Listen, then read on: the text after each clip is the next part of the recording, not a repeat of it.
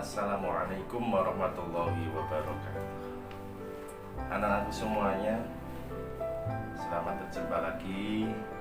Kali ini dalam video pembelajaran akidah akhlak kelas 7. Masih bab 1, lanjutan dari kemarin. Apa kabar anak-anak? Ya, saya doakan semoga kalian selalu baik-baik saja. Alhamdulillahi rabbil alamin. Anak-anak, sebelum kita melanjutkan pelajaran pada kali ini, silahkan kalian klik dulu di YouTube ini, klik suka ya, atau gambar jempol yang ini ya. Gambar jempol ini kalian klik dulu. Kalian klik gambar jempol itu.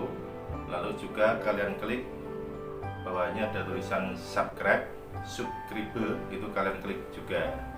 Jadi kalian klik tanda jempol ini di YouTube. Lalu kalian klik juga subscribe atau subscribe. Anak-anak, kita mulai dulu pembelajaran pada kali ini dengan membaca basmalah bersama-sama. Bismillahirrahmanirrahim. Anak-anak, kali ini kita akan membahas tentang iman, Islam, dan ihsan. Apa anak-anak? Iman, Islam, ihsan. Tiga hal ini saling berkaitan. Antara iman, Islam, dan ihsan itu saling berkaitan. Anak-anak, kita bahas dulu yang iman. Iman itu apa? Iman itu menurut bahasa dari kata amana yu'minu imanan, yang artinya adalah percaya. Menurut bahasa itu apa? Menurut bahasa Arab Indonesia. Jadi kalau kalian buka kamus Arab Indonesia, di situ tertulis amana yu'minu imanan, yang artinya adalah percaya.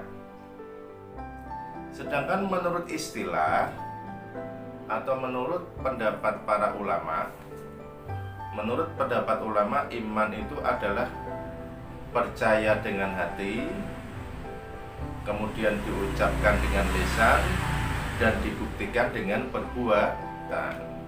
Saya ulangi, iman itu adalah percaya dengan hati, lalu diucapkan dengan apa ini? Lisan atau mulut, lalu dibuktikan dengan amal perbuatan. Anak-anak, oleh karena itu iman terbagi menjadi 3, yaitu iman dengan hati atau qalbun, yang kedua iman dengan lisan, yang ketiga adalah iman dengan amal perbuatan atau bil arkan.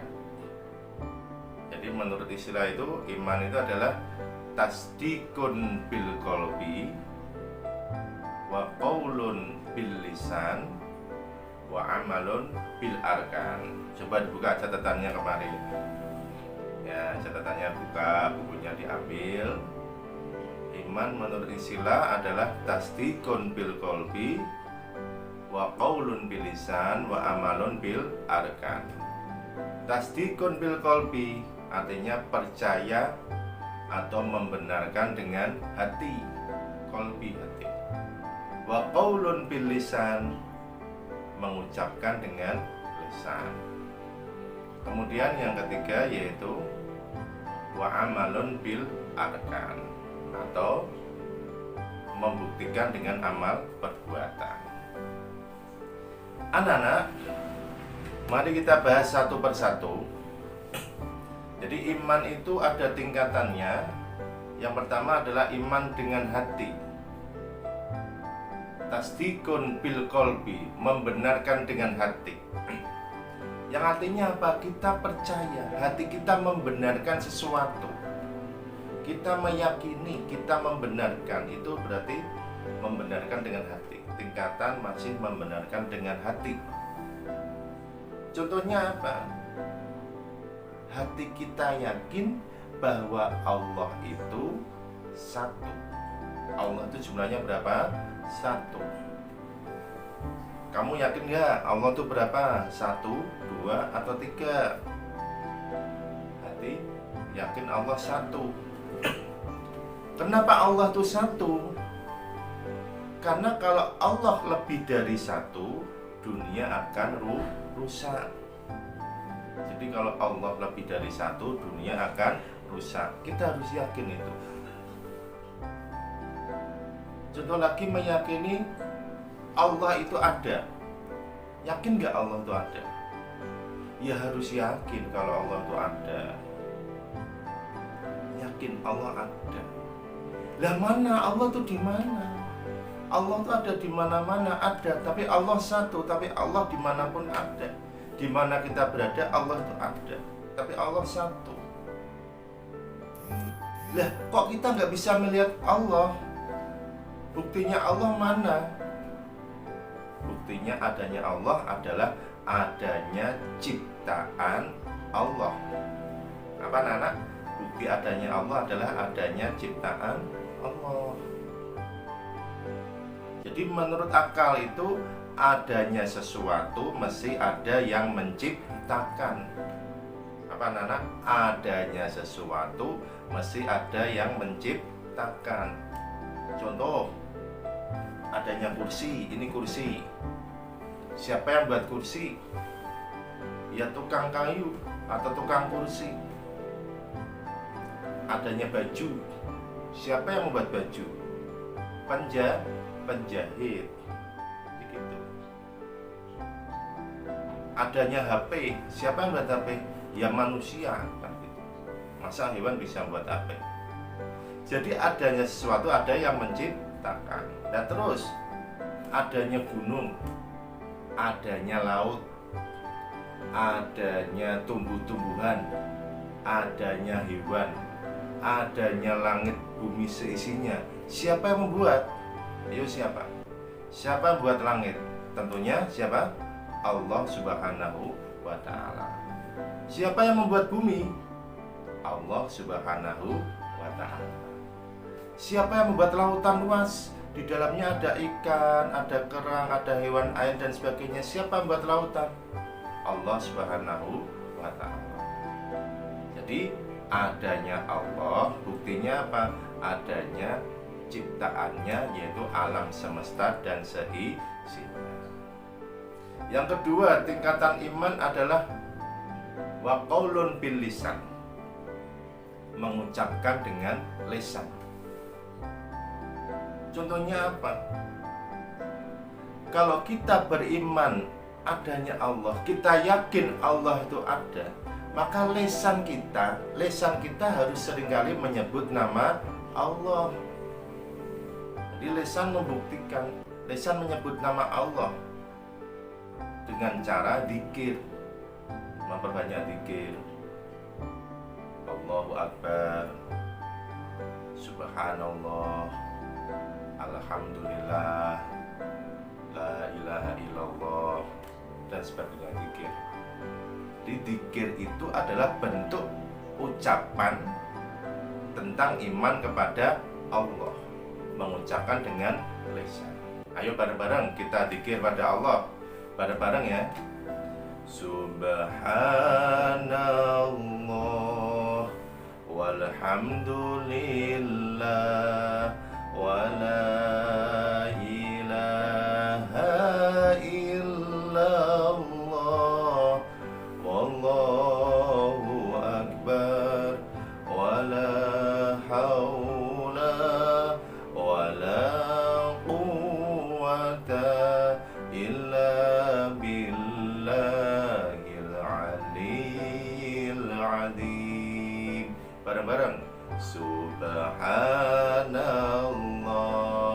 walhamdulillah wala ilaha illallah wallahu akbar wala haula wala quwwata illa billah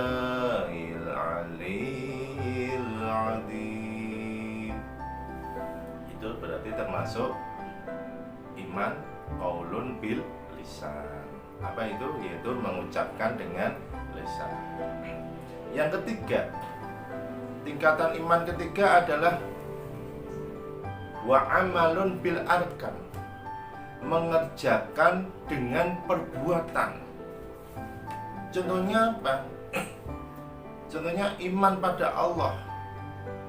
Kalau kita iman pada Allah, di samping mulut kita seringkali menyebut nama Allah, tingkah laku kita, perbuatan kita harus mencerminkan kita orang iman pada Allah.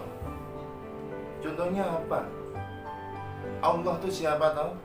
Tuhan, ya kan? Allah itu Tuhan. Tuhan itu harus diapakan?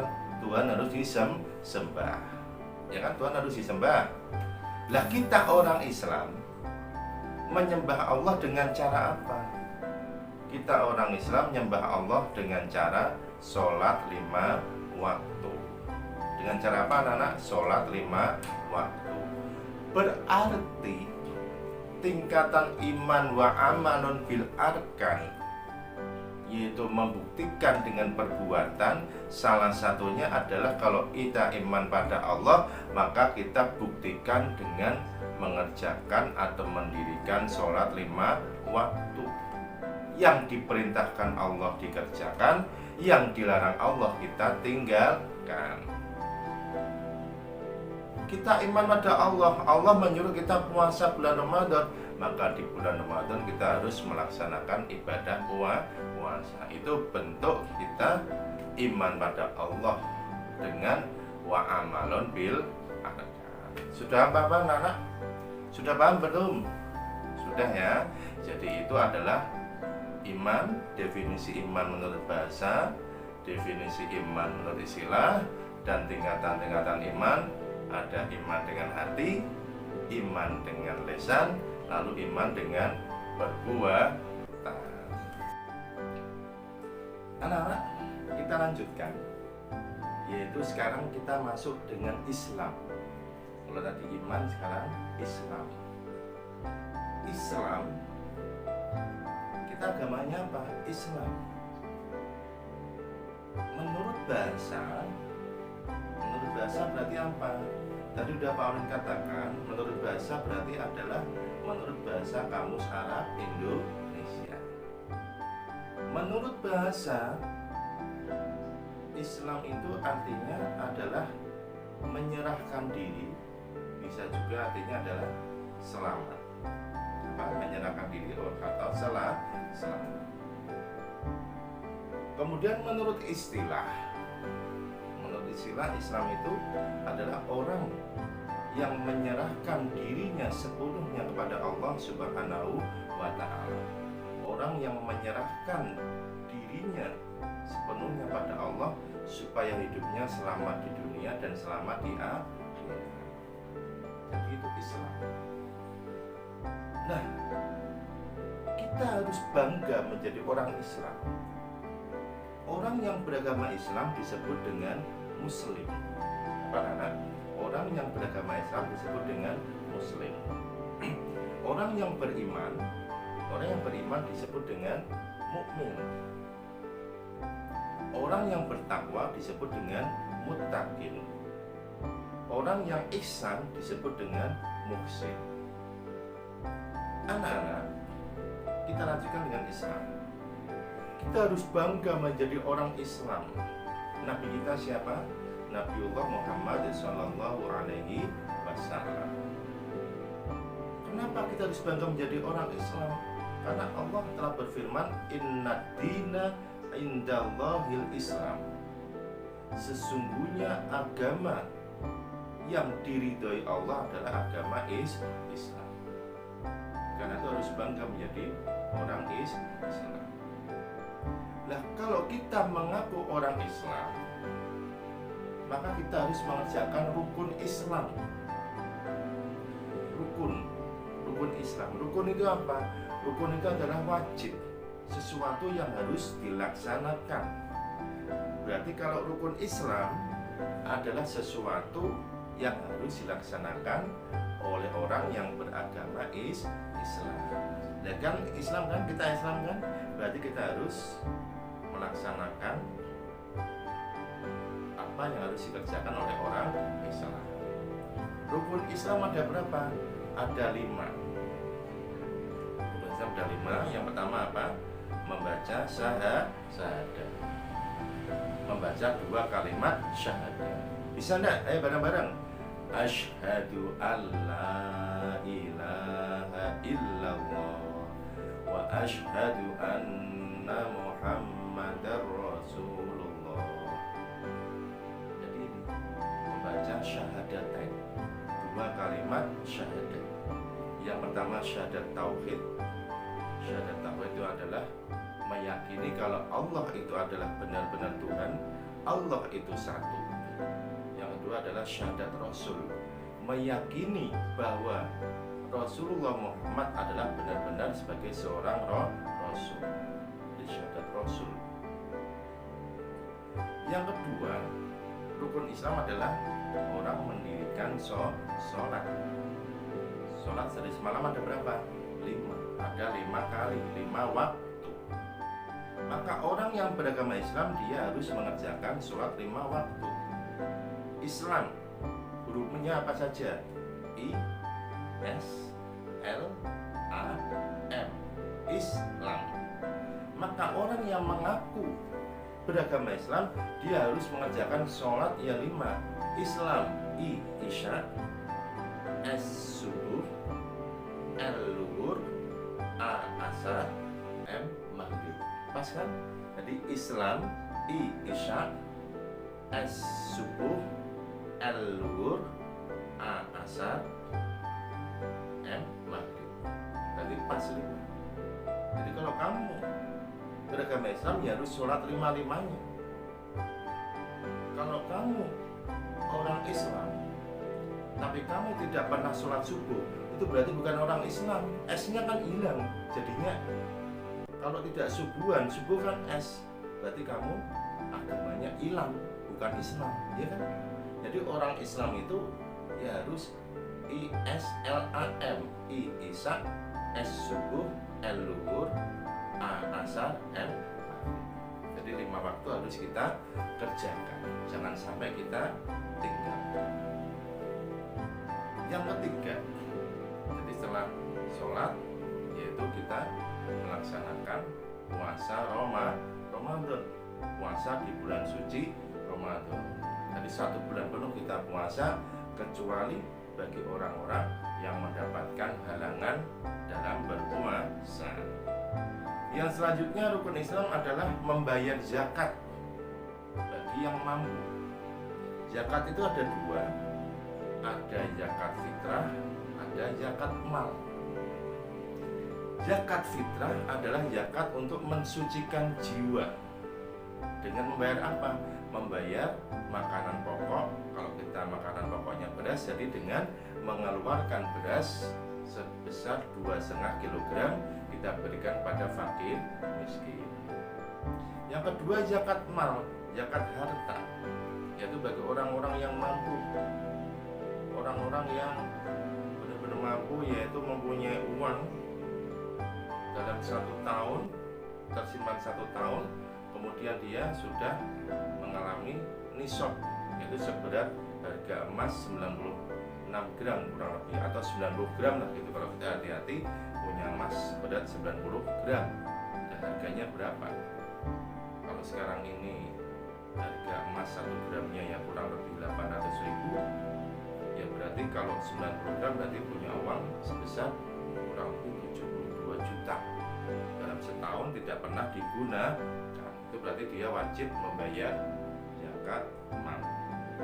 Yang terakhir, rukun Islam yang terakhir ada 5, yaitu melaksanakan ibadah haji ke Baitullah bagi yang mampu. Jadi ibadah haji kemana? Ke Baitullah. Baitullah itu rumahnya Allah. Di mana? Ya di Mekah sana, ke Ka'bah, Mekah dan sekitarnya. Jadi melaksanakan ibadah haji bagi yang mampu.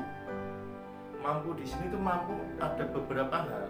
Yang pertama, mampu dalam hal harta, uang. Ada uang untuk ongkos naik haji, pulang pergi. ada uang untuk keluarga yang ditinggalkan di rumah.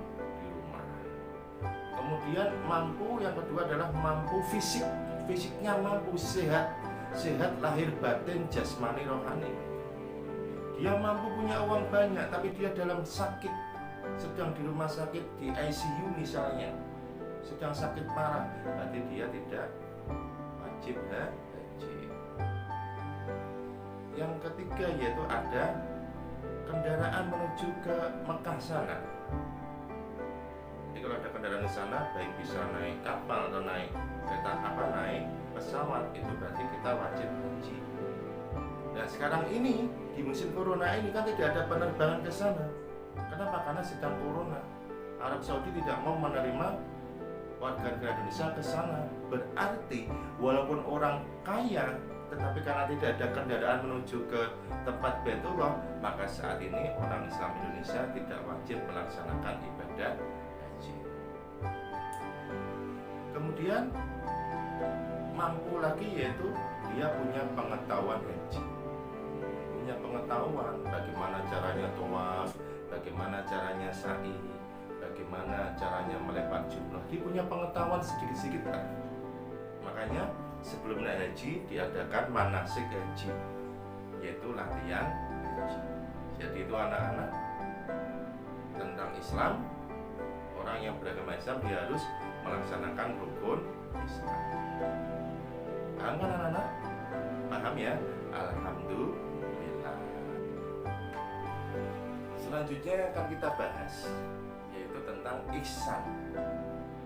Ihsan menurut bahasa adalah berbuat baik.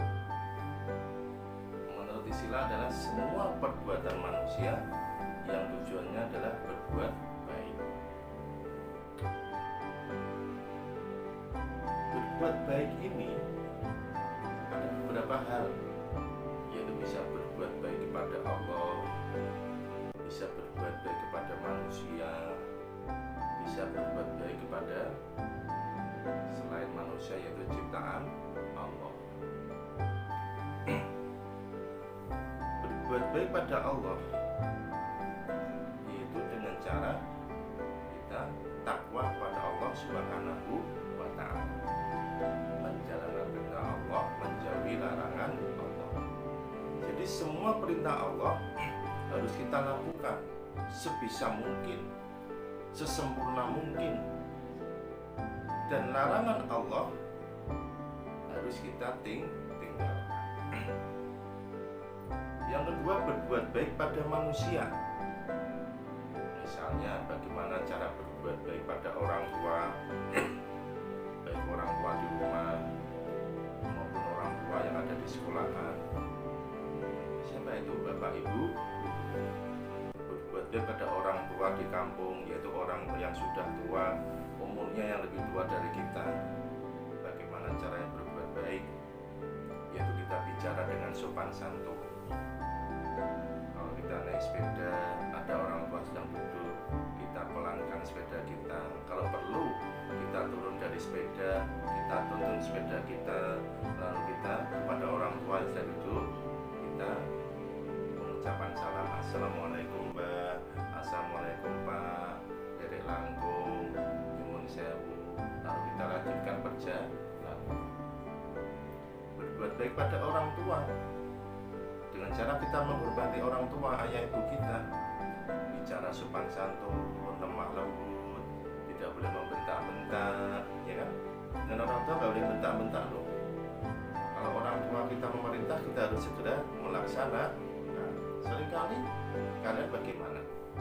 Apakah setiap orang tua memerintah langsung kalian kerjakan? Ayo putri, itu banyak sekali kotoran piring, mangkok, gelas, segera diasai, dibersihkan. Alah ibu gitu, kenapa saya lagi? Itu mbak kan juga nganggur. Alah, nah itu gak boleh. Kita bicara alah, gak boleh pada orang tua. Jadi segerakanlah perintah orang tua dikerjakan selama perintah itu baik. Ngomong halah saja gak boleh, apalagi sampai membentak-bentak orang tua. jangan bentak orang tua lu, itu kamu nanti akan dosa. Ya, mulai sekarang kalau dengan orang tua harus bicara lemah lembut. Suara kita jangan lebih keras dengan orang tua. Kita harus merendahkan suara kita, mengurangi volume suara kita kalau kita sedang bicara pada orang tua. Berbuat baik pada manusia yang lain, yaitu seringkali membantu, menolong dan sebagainya. Lalu berbuat baik pada makhluknya Allah. Misal kita punya tanaman, ya harus kita siram, kita beri pupuk, ya kan, kita rawat dengan baik. Yang punya hewan piaraan, ya kita beri makan, kita beri minum, kita bersihkan kotorannya. Jadi kita harus berbuat baik pada semua makhluknya Allah. Nah, kalau kita sedang beribadah pada Allah, sedang beribadah pada Allah, kita juga harus ihsan. Anta budallah ka'annaka tarahu wa illam yastati fa innahu yaraka. Yang artinya, kalau kamu sedang ibadah pada Allah, contohnya kalau kamu sedang sholat pada Allah, maka yakini kamu itu bisa melihat Allah. Kamu yakini bahwa Allah itu ada di depan kamu. Kamu bisa melihat Allah ada di depan. Maka kamu akan sholat sungguh-sungguh khusyuk. Pak, saya nggak bisa melihat Allah, bagaimana? Berarti yang kedua, kita harus yakin bahwa sholat kita ini fa'innahu yaraka, bahwa Allah melihat sholatmu. Jadi kita dalam pengawasan Allah. Itu adalah ihsan. Jika kita sedang beribadah, seolah-olah kita bisa melihat Allah. Kalau tidak bisa, maka seolah-olah Allah yang melihat kita. Itu adalah ihsan ketika kita sedang berbuat ibadah. Anak-anak, materi yang terakhir yaitu hubungan antara iman, Islam, dan ihsan. Apa itu? Iman itu adalah ketiganya, iman, Islam, ihsan ini saling berkaitan. Iman ini adalah dengan cara meyakini sesuatu, yakin bahwa Allah itu ada, yakin bahwa Allah itu Tuhan, yakin bahwa Nabi Muhammad itu benar-benar utusan Allah, yakin bahwa Al-Quran itu adalah kitab suci umat Islam, dan sebagainya. Jadi iman, didasari iman dulu, baru kemudian Islam. Islam itu adalah pembuktian, bukti kalau kita iman pada Allah, maka buktinya kita Islam itu berarti kita beribadah kepada Allah, sholat 5 waktu. Jadi Islam itu adalah pembuktian dari iman. Kalau kita percaya adanya Rasulullah Muhammad SAW, berarti kita harus seringkali membaca sholat,